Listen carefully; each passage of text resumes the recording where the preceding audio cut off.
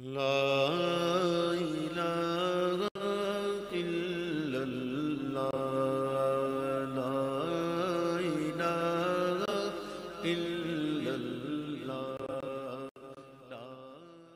تو اللہ کے نبی کی آمد ایسی آمد ہے کہ عشاق حضور کی آمد کی گھڑیوں سے محبت کرتے ہیں۔ جس مہینے میں حضور کی ولادت ہوتی ہے اس مہینے سے محبت کرتے ہیں۔ جس عرصے میں حضور کا دنیا میں آمد ہوا اس گھڑی کو وہ خوشی کے ساتھ اور اللہ کے فضل کو اپنے اوپر منوا کر اس کو یاد کر کے، حدیث مبارکہ میں ہے، اللہ کے حبیب کا ارشاد گرامی ہے کہ "من لم یشکر الناس لم یشکر اللہ"، جو اللہ کا شکر ادا نہیں کرتا، وہ مخلوق کا شکر ادا نہیں کرتا، وہ اللہ کا شکر بھی ادا نہیں کر سکتا ہے۔ تو جب اللہ خود فرماتا ہے کہ میں نے مخلوق پر احسان کیا، لقد من اللہ علی المؤمنین، ایسا عظیم احسان حضور کی آمد کی شکل میں، کہ حضور کی آمد کے ساتھ کیا ہوا، اتر کر حرا سے سوئی قوم آیا اور ایک نسخہ کیمیا ساتھ لایا، مخلوق کے ہدایت کا صحیفہ ساتھ لے کر آئے۔ بلکہ آپ کی آمد صرف انسانوں کے لیے نہیں ہی، مسلمانوں کے لیے نہیں، کفار کے لیے بھی رحمت بن کر آئے۔ آپ مبارک جنات کی رحمت بن کر آئے۔ قرآن نے کیا فرمایا؟ وما ارسلناک الا رحمۃ للعالمین، اے میرے حبیب ہم نے تجھے نہیں بھیجا مگر پورے عالم کے لیے رحمت بنا کر بھیجا۔ اور آپ کی رحمت کا ایک جھلک یہ بھی ہے، وہ شیاطین پر جو انگارے پھوٹتے تھے یا وہ جو لوگ مسخ ہوتے تھے، قذف ہوا کرتا تھا، لوگ زمین میں جو ہے وہ گاڑے جاتے تھے، آپ کے عمل کے ساتھ ان عذابوں کو اٹھا دیا گیا۔ اور آپ مبارک کی آمد کے ساتھ طور عبادت پر مسلمان کو، اہل ایمان کو بہت سارا ثواب نصیب ہوتا ہے۔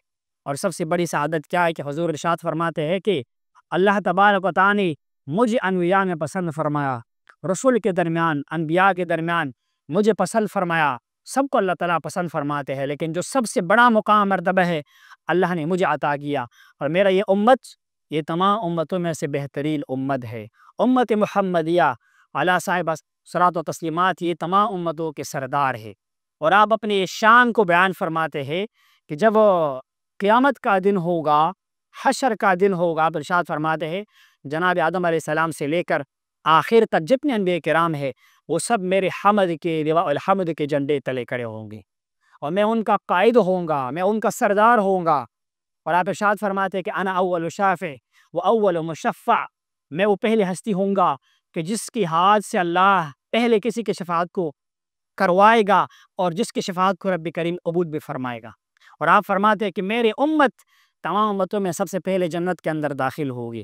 یہ وہ نعمتی ہے، یہ وہ احسانات ہے جو حضور کی ذات کے ساتھ اہل اسلام کو نصیب ہوئی ہے۔ اور آپ ارشاد فرماتا ہے تم میں سے کوئی اس وقت تک کامل مومن نہیں ہو سکتا ہے، اہل ایمان کمال تک نہیں پہنچ سکتا ہے کہ جب تک وہ مجھ سے پیار نہ کرے، اپنے اولاد سے بڑھ کر، اپنے ماں باپ سے پڑھ کر اور تمام مخلوق سے پڑھ کر۔ تو حضور کی محبت، آپ سے تعلق، آپ سے نسبت، یہ ایمان کی حلاوت کا اور ایمان کے کمال کے لیے ایک دلیل بن جاتی ہے۔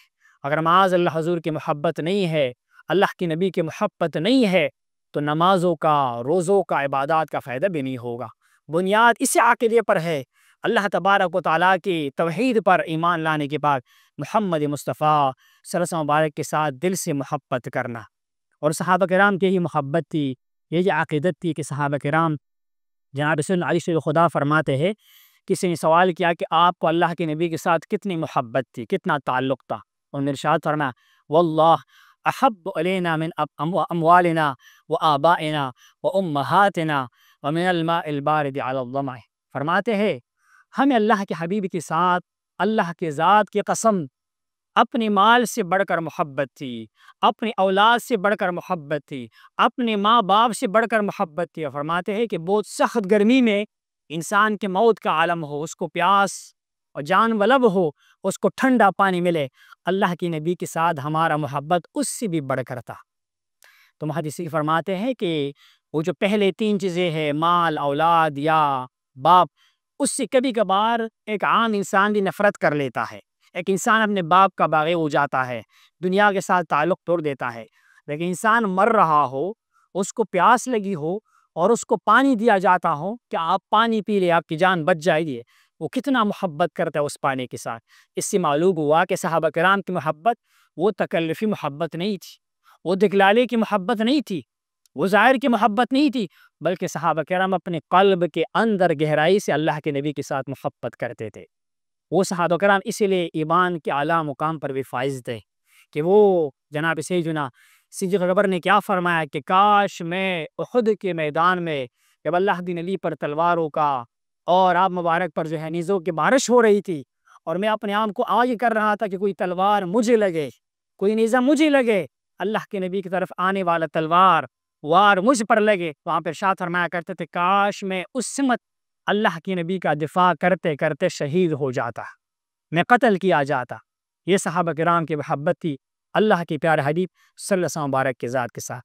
تو حضور کی محبت کو قرآن نے ہمیں سکھایا، اللہ کے نبی نے ہمیں سکھایا۔ تو حضور کے ساتھ منسوب ہر چیز کے ساتھ محبت کرنا اہل ایمان کی خصوصیت ہوتی ہے، اور حضور کے اہل بیت کے ساتھ محبت کرنا، صحابہ کرام کے ساتھ محبت کرنا، ایک حدیث مبارکہ میں ہے حضور ارشاد فرماتے تم اہل عرب سے محبت کرو میرے محبت کی وجہ سے، اور آپ ارشاد فرماتے انصار، مدینے کے انصار جنہوں نے ہمیں جگہ دیا جب مکہ مکرمہ مشکلات تھی، ہمیں یہاں پر آنا پڑا، انصار نے جگہ دیا، قربانی دی، اپنے گھروں کو تقسیم کیا، مال کو تقسیم کیا۔ ایسے انصار تھے جس کے ہاں دو شادیاں تھی، بیوی تھی، ایک بیوی کو طلاق دیا، ایک مہاجر بھائی کے نکاح میں بھی لیا۔ تو حضور ارشاد فرماتے ہیں کہ انصار کے ساتھ محبت کرو۔ یہ محبت کیوں کی جاتی ہے؟ اسی لیے کہ انصار نے اللہ کے نبی کے ساتھ محبت کی۔ حب الانصار من الایمان، امام بخاری نے باب باندھا ہوا ہے، انصار کی محبت کرنا یہ ایمان کا حصہ ہے۔